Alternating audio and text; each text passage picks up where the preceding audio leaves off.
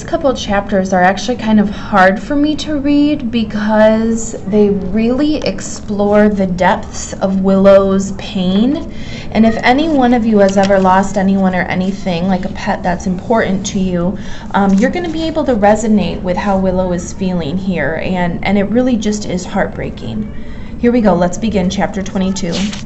I want to turn off the sun and live in the darkness. I woke up on top of a mattress resting on the floor of the garage across the alley from my mom's nail salon, and I have no idea for what feels like a very long time where I am. I'm hoping that I'm dreaming, but I'm not. Yesterday happened. The heavy weight of it presses down on me in a force much greater than gravity. It's crushing. I'm a 12-year-old and already twice without parents.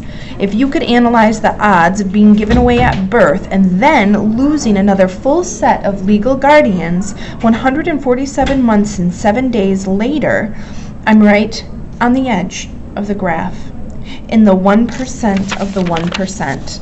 I can still walk and talk and breathe, but there isn't much point.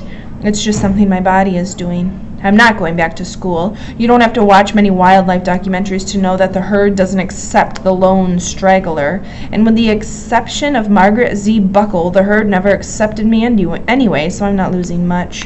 When did middle schools eliminate weekly spelling bees? It's the only activity I would have signed up for. There's just one other person that I will miss now that I'm no longer at a Sequoia Giant. Miss Judy, the school nurse. She saw more of me than any other student. We shared a love of germ eradication, and I wish her well. I'm sitting in the back of the nail salon next to the storage closet, and I found a furniture pad and rolled it up in such a way as to make a place for myself. I wanted to stay across the alley in the garage, which would be good because it's dark in there, but Patty insisted I be where she can see me, and I wasn't going to argue. I barely know the woman. I didn't have my Healthy Start breakfast, and not because they had never heard of it, but because I'm still having trouble swallowing.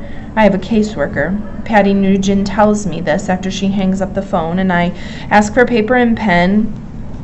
2 of the manicurists arrive, and I barely notice them. I decide to write down my thoughts, but not my real ones. I cannot put on paper that I want to scream as loud as I can until my throat ruptures, so I make a list. I try to concentrate on that.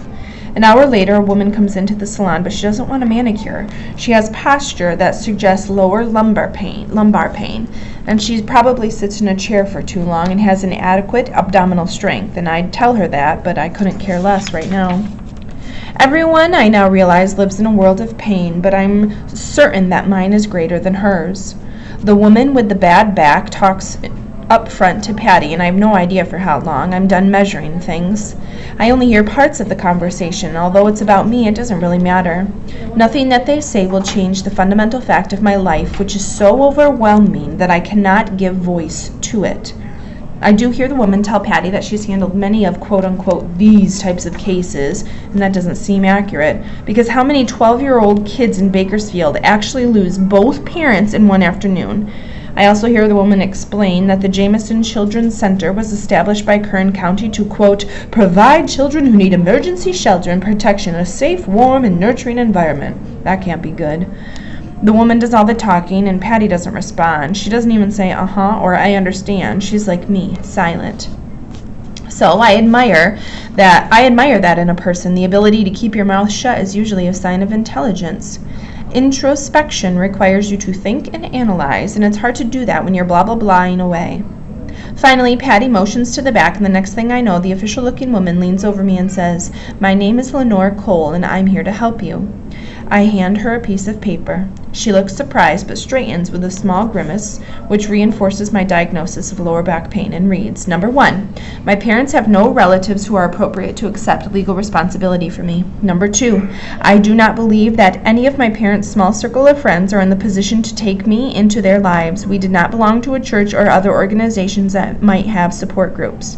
Number 3, I do not wish to return for any reason to the house where I lived on Citrus Road. I would like you to call Arturo Ito, the owner of Ito's Garden Services, and tell him that our backyard is now his responsibility. He will understand. Number 4, I would like to have my computer and my printer, which are in my room. There is a large cabinet with medical file cards. I will need these. And I would also like all of the blue notebooks as well as my clothing, the metal box under my bed with my life savings, and the orange towel in my bathroom, my humidifier, and my copy of Atlas of Human Anatomy by Frank H. Netter and Sharon Colascio. Also, my TI-89 Titanium Plus graphing calculator, which is on my desk. Please be careful with it.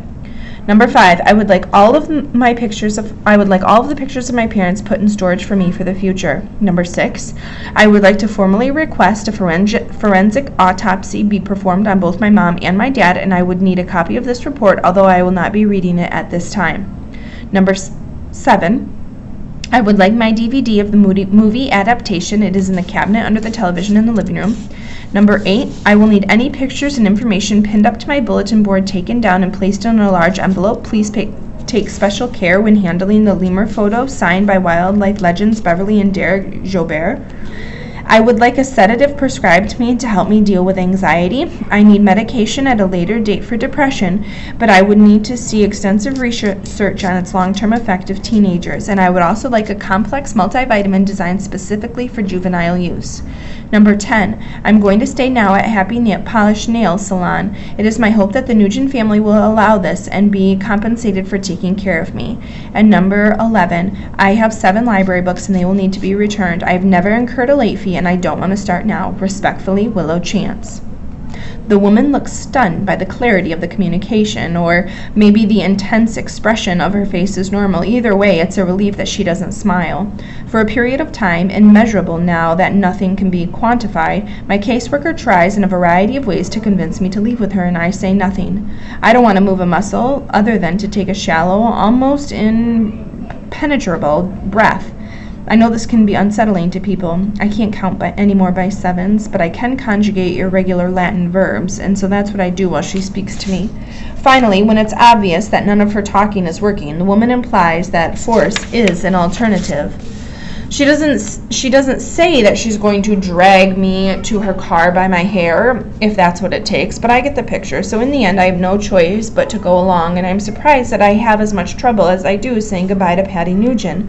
She puts her arm around me so tight, and I wish it would just stay that way, but of course it can't. I don't see anything, but I guess the tears running down my cheeks do the talking, because Patty abruptly turns away and goes back to the salon, and it's the hardest goodbye I've ever had. Yesterday at this time, I didn't even know her. So take that in a second. Imagine why she's feeling this way. Imagine how you would be feeling in this situation. Imagine the depths of her wanting to just be hugged by somebody. Let's keep reading chapter 23. Jamison Children's Center is the county facility that provides emergency foster care. Lenore Cole gives me a pamphlet. I read it, but get the distinct feeling that the place is probably for kids whose parents have hit them or don't feed them real food because they're too busy taking drugs or stealing something. As we drive up the building, I put my index and middle fingers to my carotid artery just behind my ear to take my pulse. I know for a fact that my heart rate is in some kind of danger zone. We go inside. They are processing my paperwork. When I enter, I see the doors have locks on both sides and they click shut. There are surveillance cameras in every room. People are watching, and it is a big mistake for me to be here. All of a sudden, I have trouble breathing, and I can't get air in, and I can't get air out, and I take a seat on the lime and purple upholstered couch, and I struggle to get a grip on my lungs, and someone's left a copy of the morning edition of the Bakersfield News on in an elephant-sized shape metal coffee table, and a photograph on the space with a headline reads, "Fiery Crash Claims 2 Lives, Third Person in a Coma." Before the caption, I see my dad's demolished pickup in pieces and burned black, conjoined with a mangled medical truck, and everything in my field of vision disappears. I hit my head on the elephant-shaped coffee table when I experienced syncope, a transient loss of consciousness more commonly known as passing out. Yeah, I fainted. But when I did it, a sharp edge of the trunk sliced right into my glabella. Blood suddenly is everywhere because blows to the head bleed profusely, and I'm in and out of consciousness, and the confusion actually kind of feels good.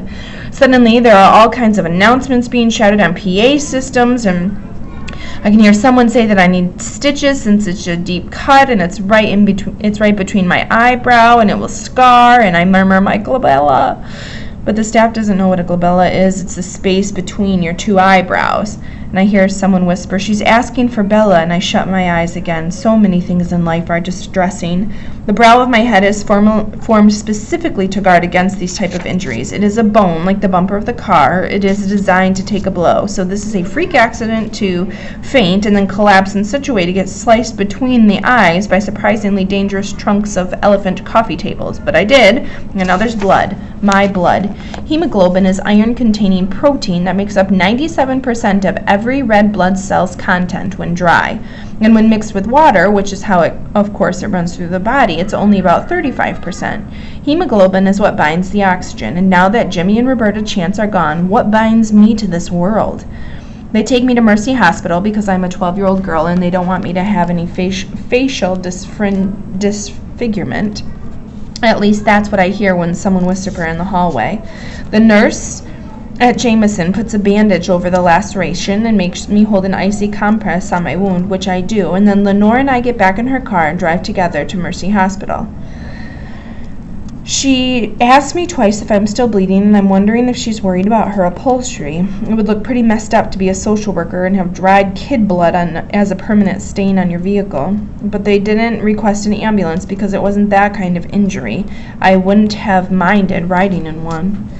At Mercy, I sit in the waiting room ER, and it doesn't take much for me to realize that this place doesn't have double locks on the doors or surveillance cameras everywhere like at Jamison. I get 9 stitches. The old me would have asked for 7, but because that was my number, but the doctor puts in 9, and I don't say anything when he tells me. It now looks like I have a caterpillar between my eyes. Yes, this is the most important thing that happens after I collapse onto the now established as dangerous elephant coffee table. Because after I have a drink of water and for the 4th time view my medical chart, I ask to use the bathroom. I tell Lenore I'll be right back, and the woman believes me, but I don't go down the hall to the restroom. Instead, I take an elevator up to the 3rd floor, and then I walk to the other wing of the hospital and use the back stairs to get to the cafeteria. Once I'm there, I ask a grief-stricken woman, I know the look, wearing a fuzzy green bathrobe and ski boots, if I can use her cell phone. She doesn't say yes, but she doesn't say no, and after an awkward amount of time where I just stare at her, she hands me her mobile device. I dial the number from Mexicano Taxi and make a special request for Jario Hernandez. I know his taxi license number and give that to the dispatcher. I say I want to be picked up in front of Century 21 Premier Realty on the corner of Truxton and A Street. That's 1 block from the hospital. When I hand the phone back to the woman in her bathrobe, I notice she has a hospital band on her wrist, so she's a patient. Before my life changed, I would have sat down and discussed her condition. But now I just say in a voice that sounds automated, "Get some rest. It's critical to recovery." And I'm gone. So this little Willow here has taken some chances. Let's see what happens when we read again tomorrow.